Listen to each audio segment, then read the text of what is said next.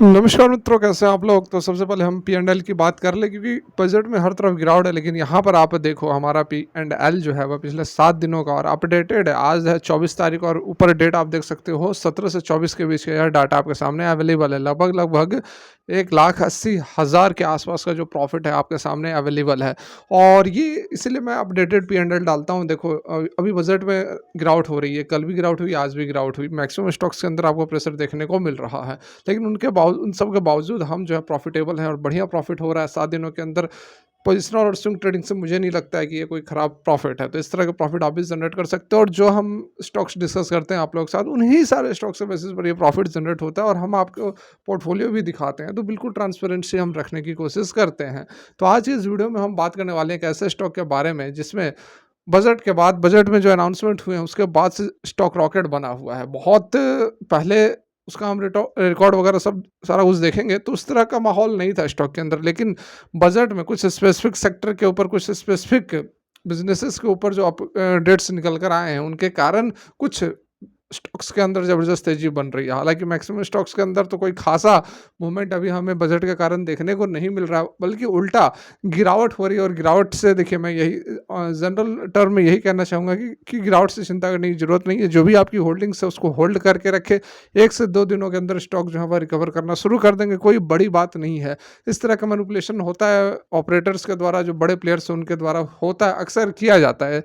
इसका आप सबसे अच्छा एग्ज़ाम्पल देख सकते हैं, जो बजट के दिन, सॉरी, इलेक्शंस के दिन जो मार्केट जिस तरह से गिरा था, ठीक है? लोगों को उम्मीद था कि बीजेपी आ रही है तो मार्केट भागेगा, भागा नहीं, लेकिन उल्टा बहुत बड़ी गिरावट हुई थी। लेकिन उसके 2-4 दिन के अंदर, 5 दिन के अंदर ही मार्केट ने उससे ऊपर रिकवर तो किया है, लेकिन उससे भी ऊपर मार्केट पहुँच गई थी विदिन अ वीक। तो इस तरह का मैनिपुलेशन होते रहता है, तो चिंता करने की कोई ज़रूरत नहीं है।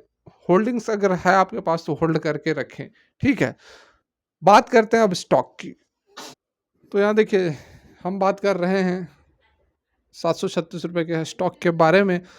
देखिए, अभी जो माहौल बना हुआ है, आज देखिए 14% की तेज़ी है, कल भी अच्छी खासी तेज़ी थी। यहाँ पर देखो पिछले 5 दिनों का रिटर्न आपको 21% का नज़र आएगा, कल भी 14-15% के आसपास तेज़ी थी, आज भी तेज़ी बनी हुई है। तो कारण क्या है? खबर निकल कर आ रही है, ठीक है? निर्मला सीतारमण जी ने कुछ अनाउंसमेंट किया है, जिसका कारण कि इस स्टॉक के अंदर ज़बरदस्त तेज़ी हमें देखने को मिल रहा है, लेकिन मैक्सिमम पीरियड का रिटर्न देखोगे तो बहुत अच्छा नहीं है। 6 महीने का रिटर्न देखो तो केवल 44% का है, 1 साल का देखोगे तो केवल 86% का है। तो हमारा जो मतलब मिनिमम क्राइटेरिया रहता है कि 1 साल के अंदर कम से कम 150-200% का रिटर्न होना चाहिए, 6 महीने के अंदर कम से कम 70-80% का रिटर्न होना चाहिए। हमारा जो पर्सनल क्राइटेरिया है, जिस बेसिस पर हम स्टॉक सेलेक्ट करते हैं, तो उस तरह से ये स्टॉक के अंदर हमें रिटर्न नहीं मिल रहा। 5 साल का रिटर्न देखोगे तो और भी गंदा है, 128% का रिटर्न है 5 साल के अंदर। तो हम तो इस स्टॉक से दूर रहते हैं, ठीक है? क्योंकि पोटेंशियल स्टॉक के अंदर यदि होता तो 5 साल में कम से कम 300-400% का रिटर्न देता। लेकिन खबर जो निकल कर आई है उसके कारण स्टॉक के अंदर मोमेंटम बना हुआ है। तो आप ज़रूर यहाँ पर नज़र बनाकर रखें, और शॉर्ट टर्म के लिए यहाँ पर जो है प्रॉफिट इस स्टॉक से भी निकाला जा सकता है, ठीक है? हालाँकि ये भी आप ध्यान रखें कि 2 दिन के अंदर स्टॉक ऑलरेडी भाग चुका है, तो आरएसआई वगैरह जो फैक्टर्स होते हैं उसको आपको समझना चाहिए। और भी बहुत सारे स्टॉक्स हमने आपके साथ डिस्कस किए हुए हैं जो कि लगातार भाग रहे हैं, बिल्कुल भी मिस आउट ना करें। अभी मैं आपको बता भी देता हूँ, एक शक्ति पंप्स हमने काफ़ी पहले डिस्कस किया हुआ था, परसों भी डिस्कस किया हुआ था। अभी देखिए कोई फ़र्क नहीं पड़ा उससे बजट का, 5-5% का पर सर्किट लग रहा है। तो बिल्कुल जो स्टॉक्स हम आपके साथ डिस्कस करते हैं, नज़र बनाकर रखें। हम ये नहीं कर रहे हैं कि जाकर आँख बंद करके बाई कर लें, अपनी एनालिसिस करें, उसके बाद ही आपको कुछ इन्वेस्टमेंट का डिसीजन लेना है। देखिए, अवंती फीड्स लिमिटेड की बात की जा रही है, जिसका जो बिज़नेस है, मैन्युफैक्चर करती है और सेल करती है श्रिम्प्स फीड और एक्सपोर्ट प्रोसेस्ड श्रिम्प्स। श्रिम्प्स मतलब आप जान रहे होंगे, जो वो मछली तरह की होती है, जिसको कि क्या झींगा या क्या बोलते हैं हिंदी में, वैसे ही कुछ बोलते हैं। तो उसके फूड्स वगैरह को यह जो है प्रोड्यूस करता है, श्रिम्प फीड्स, ठीक है? और प्रोसेस्ड श्रिम्प भी बनाता है। देख सकते हैं सारी बातें यहाँ पर बताई गई हैं।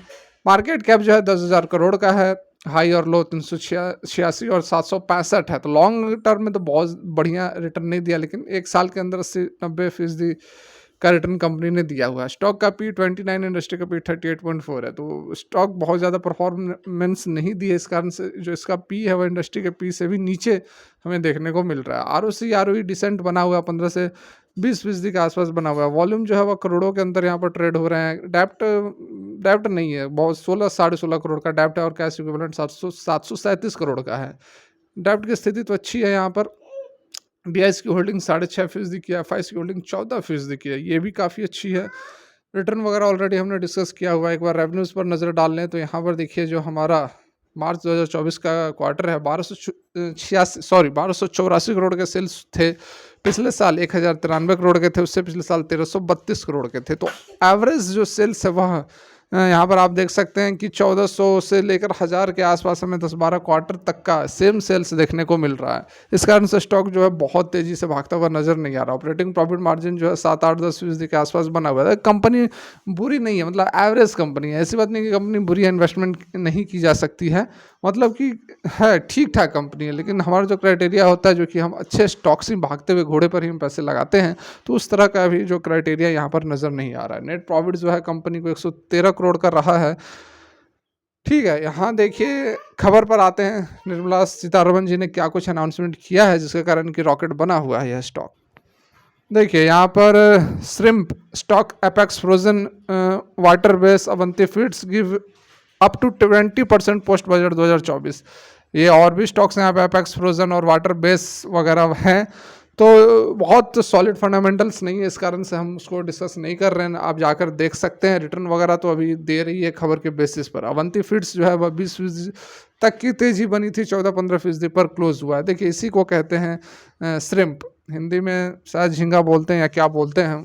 मछली की तरह ही लोग इसको खाते हैं, खरीदते हैं। तो उसको लेकर यहाँ पर खबर जो निकल कर आई थी उसमें बताया गया है कि द शार्प जो है ऑप्टिक स्टॉक प्राइस के अंदर जो दिख रहा है after finance minister Nirmala Sitharaman in her budget 2024 said the centre government would facilitate financing for shrimp farming. ठीक है, श्रिम्प फार्मिंग के लिए जो है बजट एलोकेट किया जाएगा। अपेक्स फ्रोजन शेयर जो है 18% जंप किया था, जो 307 तक की गई थी। अवंती फीड्स और वाटरबेस ऑल्सो सौ देयर स्टॉक्स राइजिंग सर्जिंग 12 से 19.5% तक की तेजी हुई थी। ठीक है, और क्या कुछ डिटेल्स निकल कर आए हैं तो financing for shrimp farming processed and export will be facilitated through the NABARD, जिसको कि national bank for agriculture and rural development कहा जाता है। और यहाँ पर देखिए डिटेल्स दिए गए हैं क्या कुछ यहाँ पर। देखिए it also said that the shrimp account for 70% of sea foods export and their financing should benefit post harvest infrastructure and वही सारी बात की गई है। और जो नाबार्ड है वह मदद करेगा country move towards it's sea food exports target, जो कि 1 लाख करोड़ का रहने वाला है आगे 2 साल के अंदर अंदर।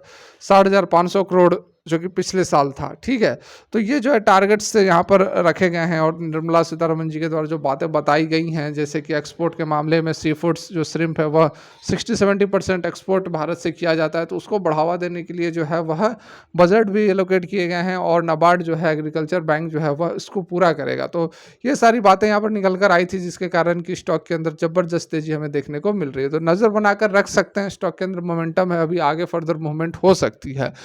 फिलहाल के लिए वीडियो यहीं तक अच्छी लगी हो तो मोटिवेट करने के लिए लाइक कर सकते हैं। और ज़बरदस्त कंटेंट के लिए यदि पहली बार विजिट कर रहे हैं तो चैनल को सब्सक्राइब कर लें, क्योंकि जिस तरह से हम प्रॉफिट जनरेट कर रहे हैं आप भी कर सकते हैं। और इन्हीं सारे स्टॉक्स के बेसिस पर हम करते हैं, क्योंकि हम आपको पोर्टफोलियो में स्टॉक्स भी बताते हैं, दिखाते हैं। फिलहाल के लिए यहीं तक। Thanks for watching, have a great day.